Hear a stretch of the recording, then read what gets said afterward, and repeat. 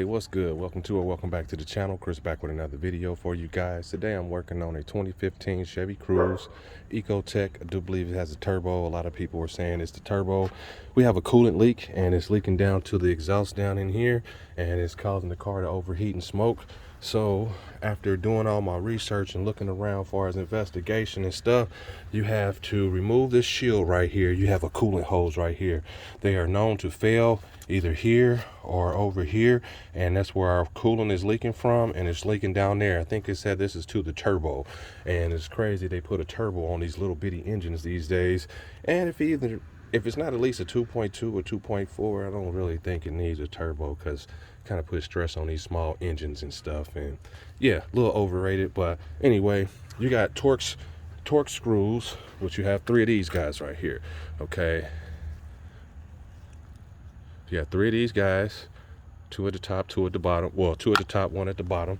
Over here, they're not steel, so they're aluminum. They're not going to stick to a magnet. But after you remove that, you should be able to take your shield off and get this hose out. So I'm getting ready to take this with me.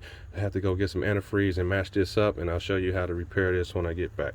All right, be back in a bit. All right, so we back from the parts store. Let's go ahead and remove these. I was able to use I believe an 8mm. Let's see what this is.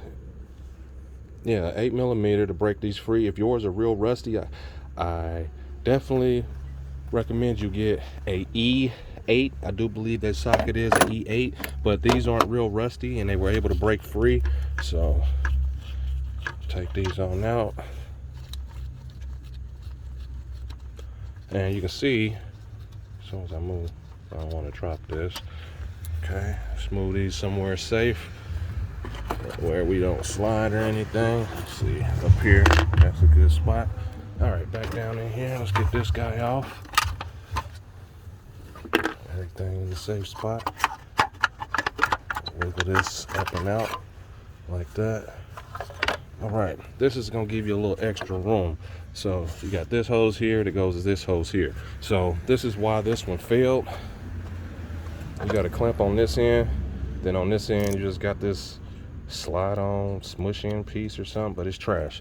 So we got another coolant hose. So I recommend you use a coolant hose or a fuel hose for this repair. That way they can hold and withstand the heat. So let me cut this to this length. I'm probably gonna go a little bit longer than this just because of the curve, just to make sure I'm good. Give me a second to cut this. Be right back. All right, so these are the clamps I picked up. They also have some short, some that are a little smaller than the 5/16 to the 7/8, but I figured since they both range from 5/16, I pick up these guys right here. So I'm about to preset these onto my hose, and I recommend you have your clamps where your screw in is facing to where it's easier to be removed the next time. Hopefully we don't have this problem the next time. But yeah, let me set these on there and I'll be right back. All right, so I got my hose preset, and we're going to take it on over here and we're going to connect it. And you want these facing to where you can get to them easily. So let's put this one here and go back as far as you can. Okay, and I'm going to bend this around. I might have to cut it some more, and looks like I'm going to need to, just because where we at. So let me cut this probably about here. Let's see. Bam. So yeah, I'm gonna cut that probably right here. So let me wiggle this back off and cut it again. Be right back. All right, so we're back. Got our hose cut again, and I'm probably gonna put the bottom one in first. Let's see.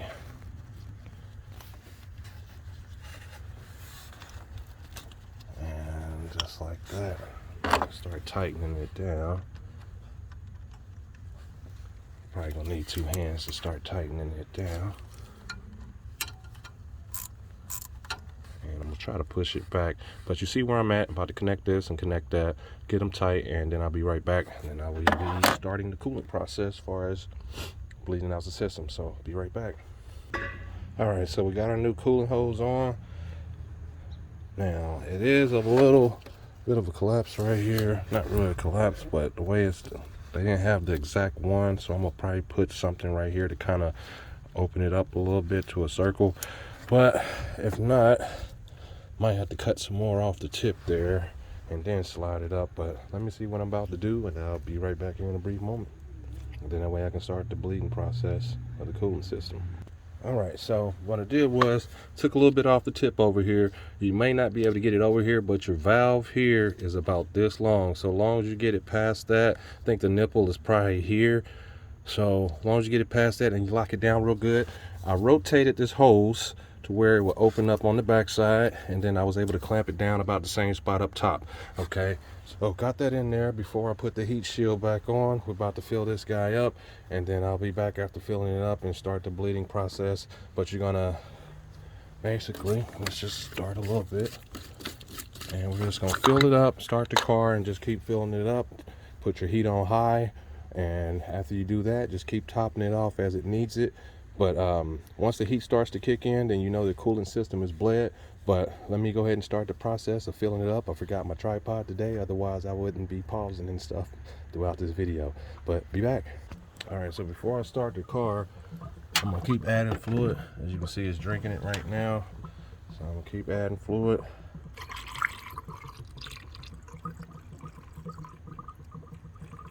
Wasted quite a bit. When I opened up the system, so when we were on the hill, so it mostly ran out, so I was able to pick up 2 jugs of the universal 50/50. So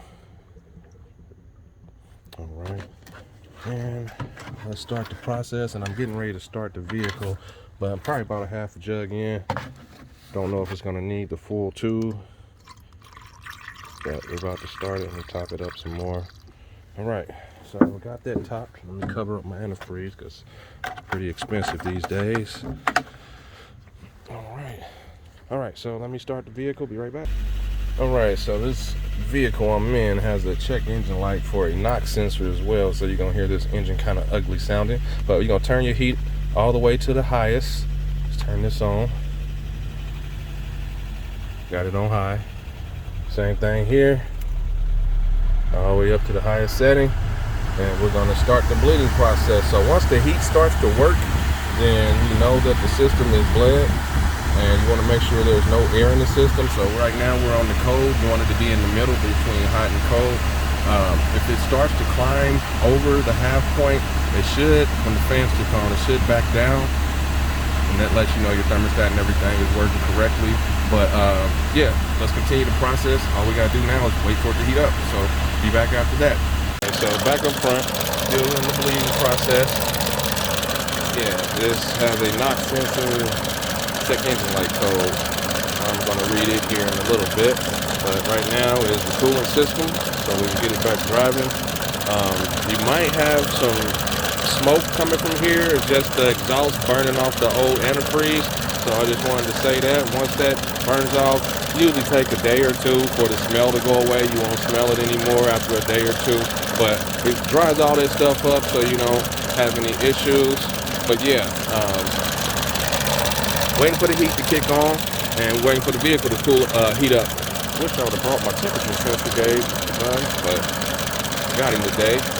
But we already know what to do. Keep watching that coolant gauge inside the vehicle and wait for that heat to come on. So about to start revving the engine, start to get some of this antifreeze to start to circulate through over there, and I'll let you know what's happening in a minute. Be right back.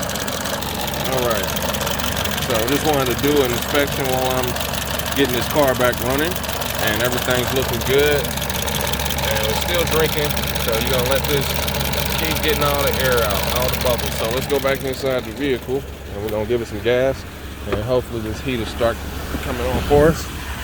Oh yeah, I feel the heat already. All right, so let's give it some gas. We want it to get real nice and hot, and it should be at least 80 to 90 degrees Fahrenheit or higher. So feel it, it's heating up nice in here, and I'll know once the fans kick on and start to circulate. But we're still in the cold up here. Okay, so we wanted to get to halfway and stay at halfway. You don't want it to climb over the halfway mark after you're done bleeding the coolant system. So what I'm gonna do is, this is starting to warm up. It's not quite hot yet, so I'm gonna be in and out the car, checking my fluid level and making sure this is still blowing out hot air. So check all these vents. Yep, so they're coming out real nice and warm right now, but we still right here at the cold. So let me hop back out.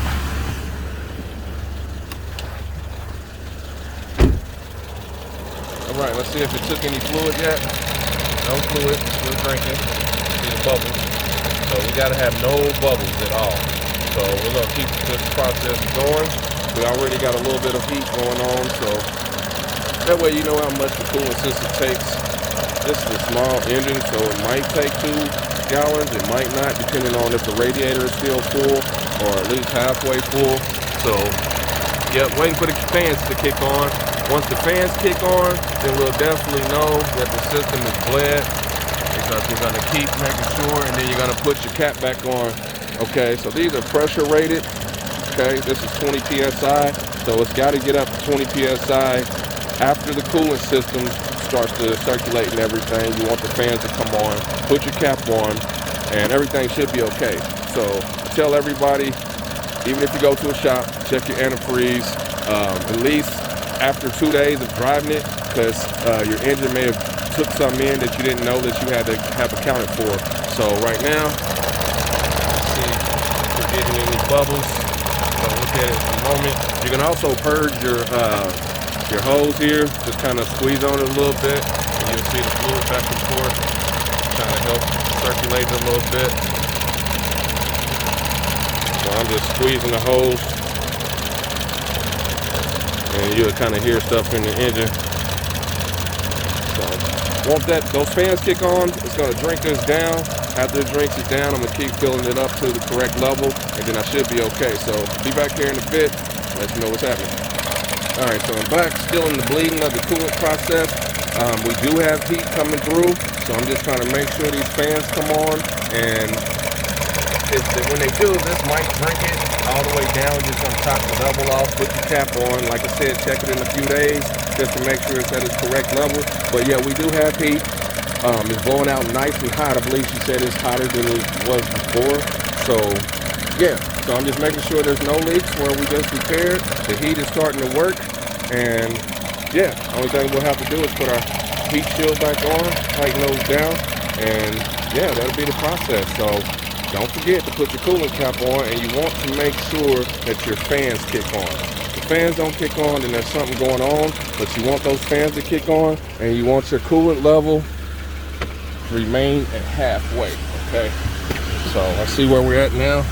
Not even close, but the car's starting to heat up. Whereas these fans and stuff, give it a little gas to help speed up the process. So you'll start to see your coolant climb while you're pressing the gas. You don't want to go no higher, maybe 2.5 RPMs, just to get the coolant to circulate through. But feel the heat coming out right now. So this is the long part, which takes about 20 minutes, 30 minutes, just to know if there has been a lot of fluid that has leaked out.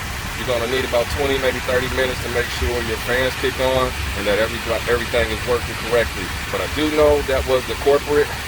We'll know if the thermostat is acting correctly too. Once the fans kick on and it doesn't overheat or it doesn't go past the half, you got to make sure that you have heat and that the fans kick on to make sure that your cooling system is bled. Otherwise, you'll have a little bit of heat and it'll be lukewarm, so that should usually means that it's still air in the system. But just wanted to do this video, so I got a little bit of waiting to do, maybe about another 15 minutes, unless the car starts to heat up and then the fans kick on. May not be 15 minutes, it might be less, but yeah, just wanted to do this video because I had to do the repair anyway. Please hit the thumbs up if this helps you with this repair. So like I said, like and subscribe. Got to figure out this knock sensor thing because this engine doesn't sound healthy at all. But yeah, this is the process for that coolant hose there for 2-year turbos. And yeah, but yeah, hit the thumbs up, like, subscribe to the channel, and hopefully, like I said, this helps you out. And wrestling's the enemy always on these things. So be safe, love life, and until the next video, I'm out.